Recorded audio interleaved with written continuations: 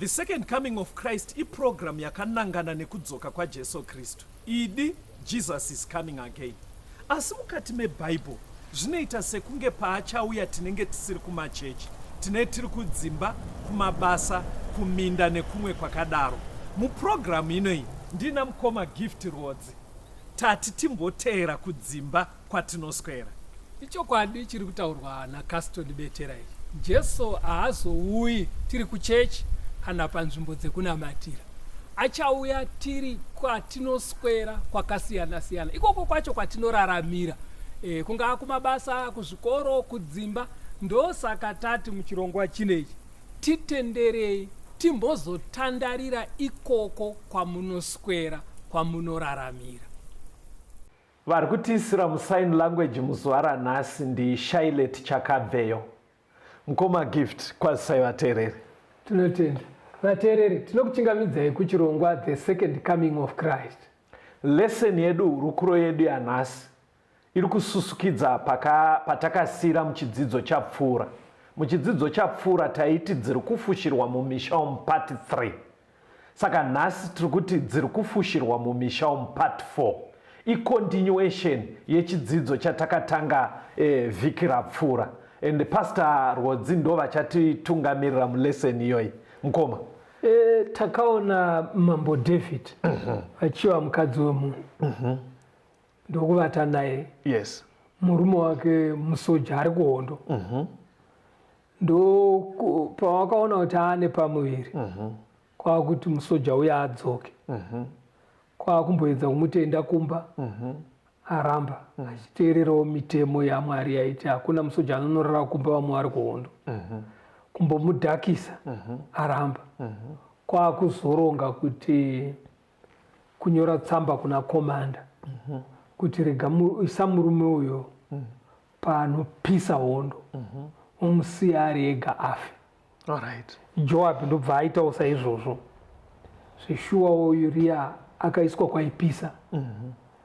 But hakuna kuzofa Uriya bedzi. Alright. Zvakatourayisawo nemamwe masoja. Okay. Ndopatakasira. Right. Rega tinosumudzira kubva ipapo muchapter 12 yaSecond Samuel. Okay. Toda kuti uverenge kubva pavhesi 7 kunosvika pa14. Verse 7 to 14 yaSecond Samuel. Natani akati kuna David, ndiwe munhu uyo. Zvanzi naJehovha Mwari waIsraeri, ndakakuzodza iwe kuti uve mambo waIsraeri. Ndikakurwira paruoko rwaSauro. Ndikakupa imba yatenzi vako nevakadzi vatenzi vako pachipfuva chako, ndikakupa imba yaIsraeri neyaJudha. Uye dai izvo zvisina kuringana, ndaisa kuwedzera zvekuti nezvekuti. Wazvidzireiko shoko raJehovha ukaita zvakaipa pamberi pake? Wauraya Uriya muHiti nemunondo, ukatora mukadzi wake kuti ave mukadzi wako, ukamuurayisa nemunondo wavaAmoni. Naizvozvo zvino munondo haungabve paimba yako nekusingaperi, nekuti wakandizvidza ukatora mukadzi waUriya muHiti kuti ave mukadzi wako. Zvanzi naJehovha, ndichakumutsira zvakaipa zvichabva mumba mako. Ndichatora vakadzi vako pamberi pako ndichivapa waugere naye. Iye uchavata nevakadzi vako masikati machena, nekuti iwe wakazvita pakavanda, asi ini ndichazvita pamberi pavaIsraeri vose ari masikati machena. Ipapo David akati kuna Natani, ndatadzira Jehovha. Natani akati kuna David, Jehovha wakanganwirawo zvivi zvako, haungafe. Kunyange zvakadaro zvawakabatsira kwazvo vavengi vaJehovha kumumhura nechinhu ichi chawaita, uyo mwana wawakaberekerwa zviro kwazvo uchafa. Now ukaona zvaitika panapa, Uriya afa kuhondo. Right. Mudzimai akatenderwa kuchema murume wake. Okay. But akangochema nguva diki-diki. Because vane zvavari kuvhara. Right. Shoko rinoti anenge afirwa akasununguka kuroorwa. But akaroorwa sekunge chitunha chake chemurume wake chisati chamboputika muguva. Chop chop. Chop chop. Atotorwa naDavid. Alright. Akumba kwamambo.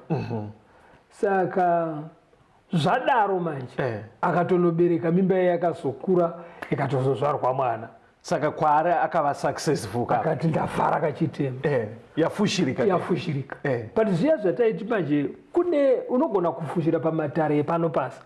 Asi kudenga manje vanenge vachiona zvese zvaitika usiku nepakawanda nezviri mupfungwa.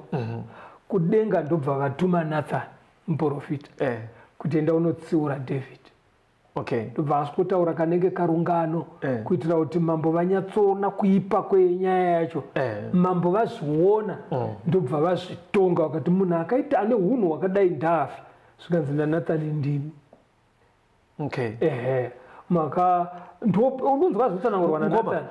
Apa abudirira kufushira. But record yekudenga iri pending. Aiwa iripo. Saka pakadaro vateereri, pane dzakatobudirirwa kwamuri mukuona kwedu mumusha menyu yakatoitika kuma 1980 and uri kuona ungu wakatoivhara ikapera.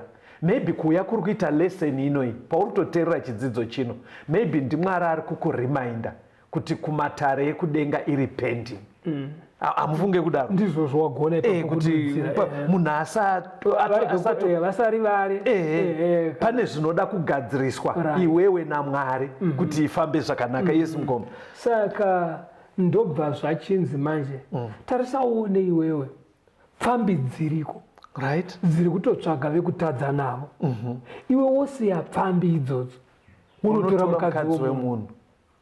Sekuti Mwari ari kuti iwe unosiya pfambi dziriko dzakatomirira woti sikasika nekamuzukuru kana kuti nemusikana webasa kana kunobhinya munhu iko kuine pfambi dzakamirira kutotadza. Munokondinyai ndaitaura pane rimwe boka revanhu vechikuru vari single vekuti munenge muchiita zvechechi muchitandadzana zvepamafoni zviya. Saka pane mumwe akabva ati nhai pastor hamumbotauriwo here nevarume vari single kana vakomana unonzwanzi ari kudanana nemukadzi wemunhu isusu vari single tiripo. Ndopoindi yamuri kutaurai kuti pfambi dzakatomirira vanoda kutadza ekuti ukaendako hauna mhuri yako yawatadzira asi unosiya pfambi kwese kutadza hongu wonoenda kumukadzi wemunhu kana kubhinya kamuzukuru kari kutozvitambudzikirawo zvako kana musikana webasa ari kutozviriritira upenyu hwake. Musikana webasa imboimira hatifambei. Saka Mwari manje abva ati kuna Nathani ndagumbuka handiti wazvaona ari kutaura kuna David. Zvikanzisaka ona zvichaitika. Number 1 mwana iyeyu ari kuzvarwa wacho ari kufa. Number 2 wapinza mhepo mumusha. Mumusha mako hamuzoite rugare. Minondo haubude mumusha mako. Mune muchirwiwa. Number 3 warara nemukadzi wemunhu pakawanda. Iwo ndichaita kuti wako vakadzi vararwe nawo pachena masikati vanhu vese vachiona. Ndimwararo David akati Mwari ngaandiregerere zvikanzi waregererwa. Asi izvi nekuti wanyadzisa zita raMwari izvi zvichaitika. Saka munhu anogona kuva aine nyaya dzakada kudai Mwari anokuregera but makwenzi michero yemiti wawadyara unofanira kuitema nekuvava kwayo. Saka chii chakazoitika? Handei manje pana 2 Samuel 13 verse 1 to 14 tiverengerei. 2 Samuel chapter 13 verse 1 to 14. Zvino shure kwaizvozvo Absalomu mwanakomana waDhavidhi akanga aina hanzvadzi yakanaka wainzi Tamari. Amunoni mwanakomana waDhavidhi akamuda.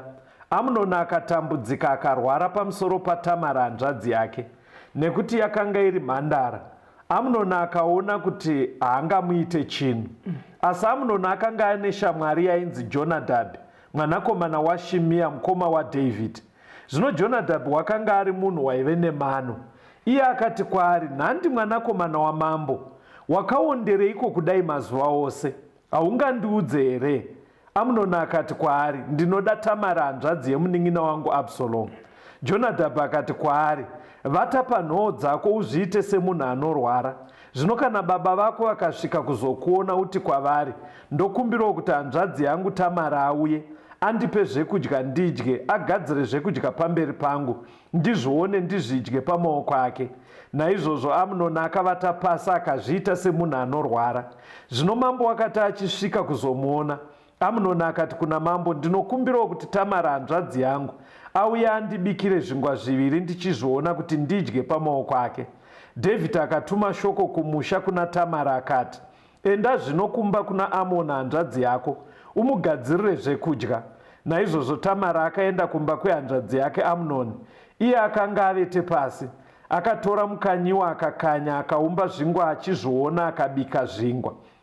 Akatora gango akazvidurura pamberi pake. Asi iye wakaramba kudya. Amnoni akati, vanhu vose ngavabude kwandiri. Vanhu vose vakabuda kwaari. Amnoni akati kuna Tamari, uya nezvekudya muimba yokuvata, kuti ndidye pamaoko ako. Tamari akatora zvingwa zvaakanga abika akauya nazvo mumba mokuvata maAmnoni hanzvadzi yake. Zvino akati aswedera pedyo kwaari nazvo, iye akamubata akati kwaari, uya uvate neni hanzvadzi yangu. Iye akamupindura akati, kwete hanzvadzi yangu, usandichinya, nokuti chinhu chakadai hachifaniri kuitwa pakati paIsraeri. Usaite chinhu ichi chakaipa. Neni ndichaendepiko nekunyara kwangu? Kana uriwe uchava sebenzi pakati peIsraeri. Naizvozvo zvino dotaura hako namambo, nekuti ivo havangandinyime iwe. Asi wakaramba kuteerera inzwi rake, akaita simba naye, akamukurira, akavata naye. Uri kuona manje zvakaitwa naDhavhidhi ka akapinza mhepo mumusha. Kuona zvaakuitika manje, Mwari aita sekusuduruka kunomirapo kuti wakanyadzisa zita rangu, chimbonzwawo zvazvinoita kana zvinhu zvikaitika pakati pemhuri yako. Hanzvadzi kwakunovata nehanzvadzi, kuchiva hanzvadzi mwana wokwamainini, baba vamwe chete kwakumuchiva. Frendi Jonadhabhu kwakubva amufura kuti aiwa nyebera kurwara, ende zveshuwawo ndo zvakaitika. Abika chingwa, uyo ari kufunga ndiri kuitira bhodhi, vakuru ndo hanzvadzi yangu uriye kumba kwedu. Abva apinda ambata, abva ambata chiparo. Anditozvona suri mngo kakatrika aka kachiri kungorovesa vasikana vakawanda ka. Unoziva kuti tubatsire sei kuwana? Unoona vanenge vachiteksirana ka, mukomana anongoti zii kwe1 day, unzi kuenda unyaronzi inga ndakakudza kuti I'm not feeling well. Unzwa ndaitofunga kuti maybe it's just something mine. Unzwa handisi kunzwa zvakanaka. Oti zii, anoti zii futi next day. Chaari kudada kuti musikana we auye. Panongoenda musikana paya, musikana we araro. Aminoti pangabatsirike sei mukoma? Stairai ndeyekudhara stairai. But nanhasi nevana vedu vekuma 2000 stairai iyoyi vari kungovhiringwa. Tamara haana kunyumwa zvauri kutaura zvikasitoni. Vasikana vana vedu ngavanamatire mweya wokunyumwa. Tukaona yahosha rudziye kuti inoda kuti munhu adye musina vanhu. Handiri munhu kana achirwara anotokuzwa nevanhu kuti adye. Tamara angadai akanyumwa, ivo vana vako vafana vako ngavanyumwe kuti munhu angabva arwara zvokuti azakana kuteksta ndaendeka kuchipatara. Ukaona munhu adaro munoziva kuti chimangoma kare vakomana kumamisha vaitoonekwa achidzika nekurwizi kumagadha achitaimira musikana wake waanotodanana naye. Ndiye aifunga plani kuti ndodii. Vana vedu ezvino ndo vari kutoenda kumba kwaAmnoni. Amenoti mungapabatsire sei ngoma? Ngavatodzidza ipapo. Anotodedzwa unzi uya undoone. Vari kutoendako kwaanotoziva kuti munhu anogara ari ega. Amenoti tingapabatsire sei? Saka toda kutenda vateereri, tiri muchidzidzo dziri kufushirwa mumisha umu part 4. Toda kuti timbonzwa rwiyo touya toenderera mberi, but zvataona sofa chitema chakaitwa naDhavhidhi, Mwari asuduruka akuti iwewo Dhavhidhi chimboona zvichiitika mumba mako. Amnoni aive mwana waDhavhidhi, Tamari mwana waDhavhidhi, but Amnoni akavata nemwana wamainini. Hazvifaniri kuitika kumhuri dzedu zvinizvi, zvinosotesa Mwari. Imwe vafana ibva imanzwa kana makarerwa mumafamilies ane setup yakadaro, chinhu ichocho chakashata. Regai timbonzwa rwiyo.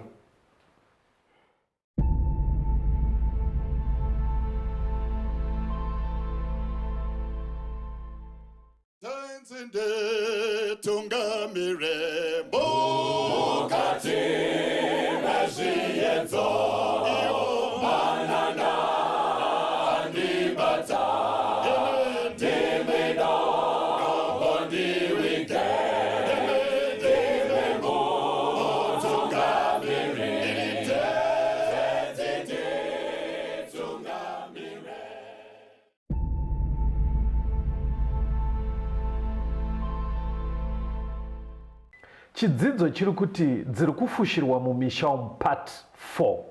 Iye zvino taona David vana vake Amnoni achirara nehanzvadzi yake. Mngoma ngatifambei. Saka uri kuona chitema kana chikaitwa ukachifushira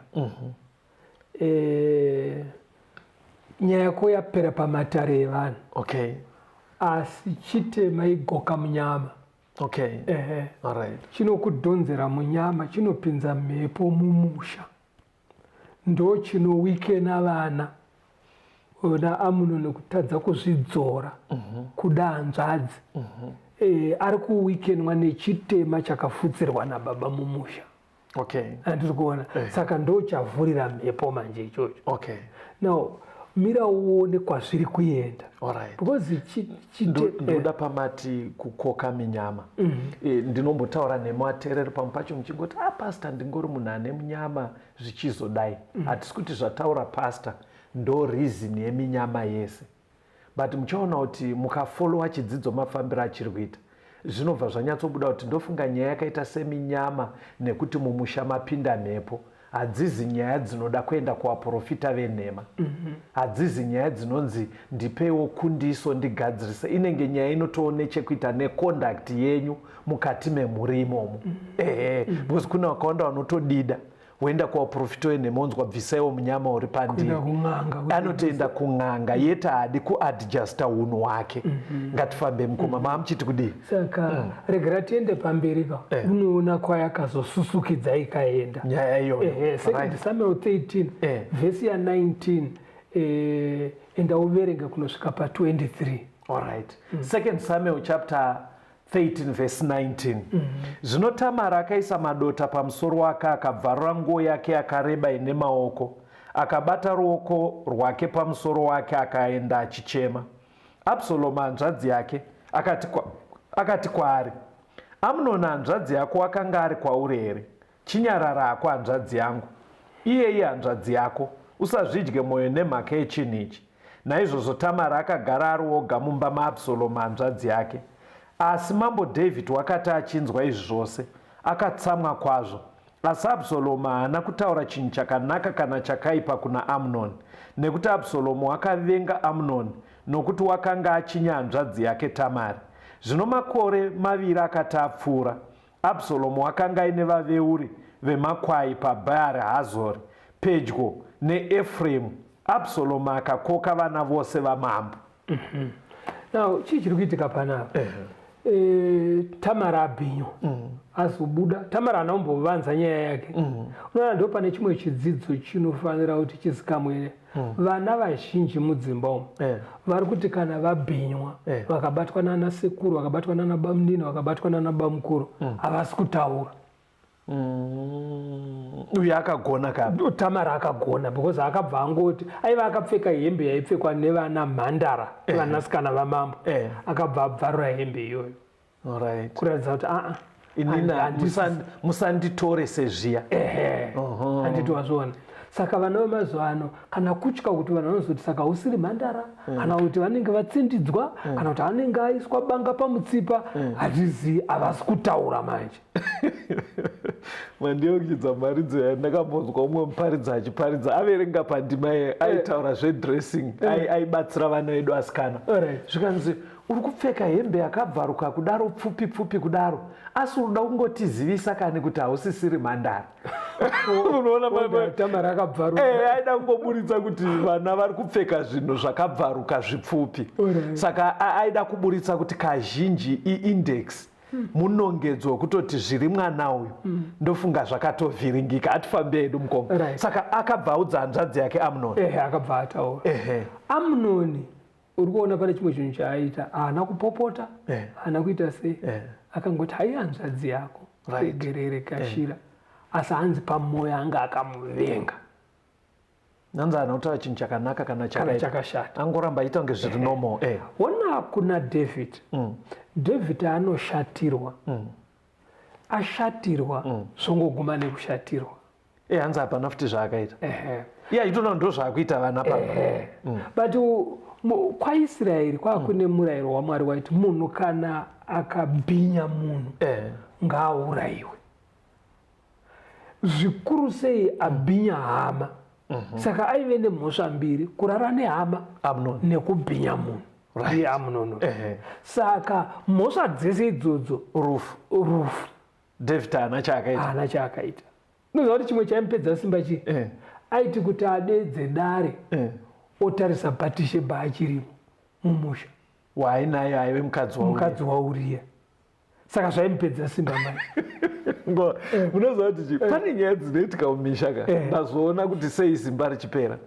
Nyaya yamuri kutopira mudhara kuti mudhara nyaya iyi dai toita sei, unongoshamisa mudhara achingoti zvinonetsa mani.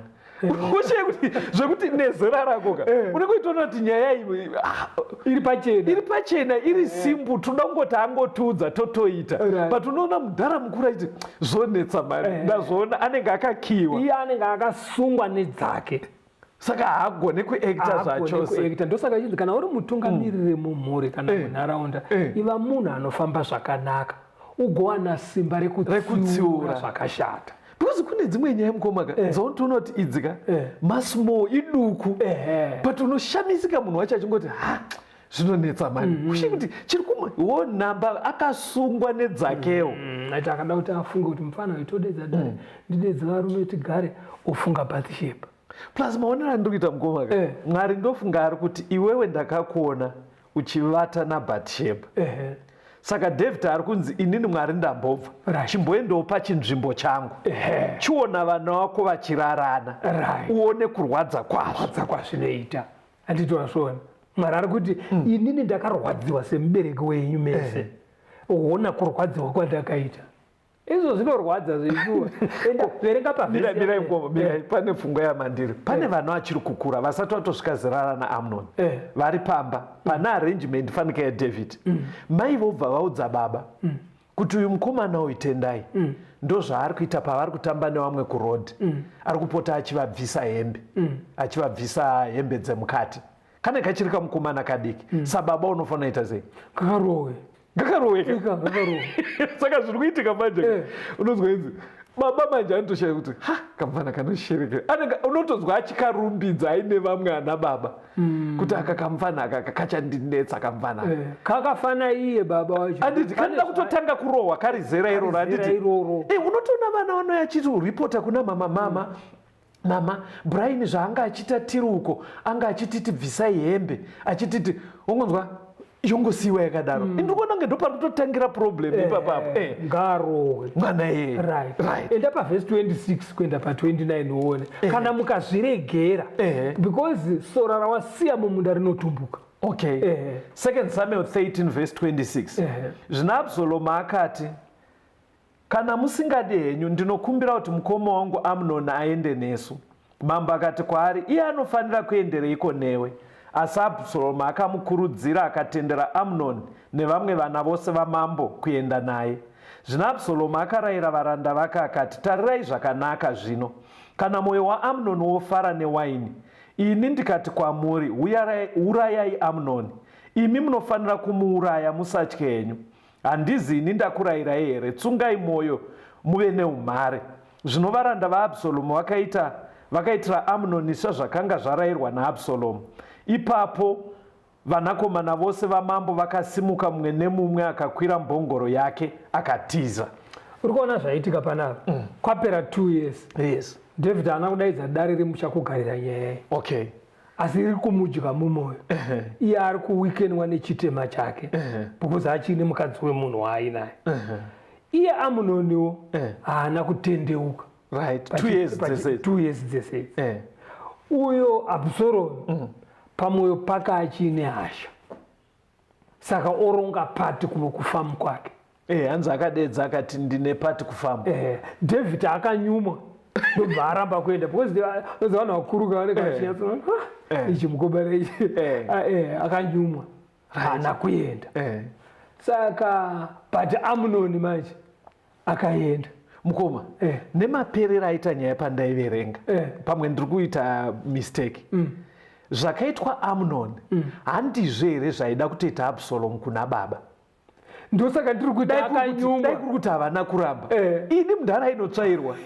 because mufana anga ine hasha anditozvo but uchazoona kumberi kwacho kwainozoenda because uyu aponda mukoma David akagumbukira iye vakaita 2 years asingaonani kusvika paya paakazopisa munda waJoabhu kuti enda unondiyananisa namudhara ndo paakazovayananisa asi Abhusaromu akanodzoka ikoko aane mafi ndo zvakazoita kuti amukire mambo manje paya pakanzi naNathani vakadzi vako vachararwa nawo masikatika Amunoni paakamukira baba Abhusaromu David akatiza kubva mupalasi vatiza vaenda kusango Aitoferi aigara achibhowekanawo nezvakaitwa nani naDavid ndiye akauya kuna Abhusaromu akati kana uchitoda kuti vaIsraeri vauye kusaidhi kwako kuratidza kuti maburana nababa zvekuti hamuchayanane futi rara nevakadzi vavo vakanga vasara vakadzi vadika saka akavatora akarara navo pamusoro pemba tozvainzi naMwari iwo warara nemukadzi womunhu pakawanda